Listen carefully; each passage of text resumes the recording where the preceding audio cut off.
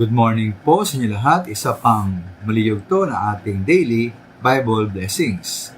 Pamagat po na ating aralin ngayong umaga ay naligaw lamang o talagang ligaw?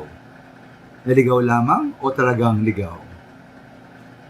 Ating pong kaligtasan pagiging Kristiyano, pagiging born again, tunay na ligtas at anak ng Diyos, ay hindi po mawawala.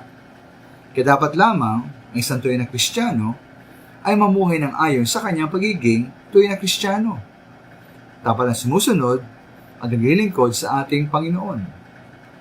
Sabihin man na kung ihambing po sa ibon, talagang ibon tayo, dapat tayong lagi at manatiling lumilipad.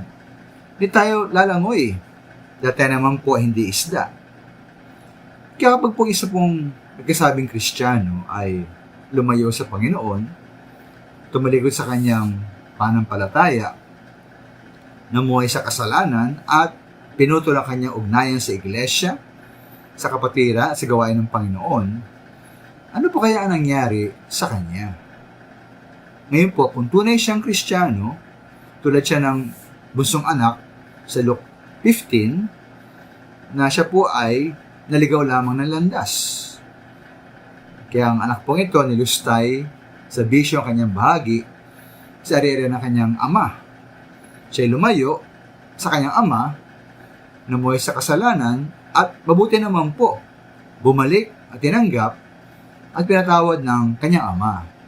Siya bumalik po sa sandaling pagkaligaw. Siya lamang po ay naligaw ng landas.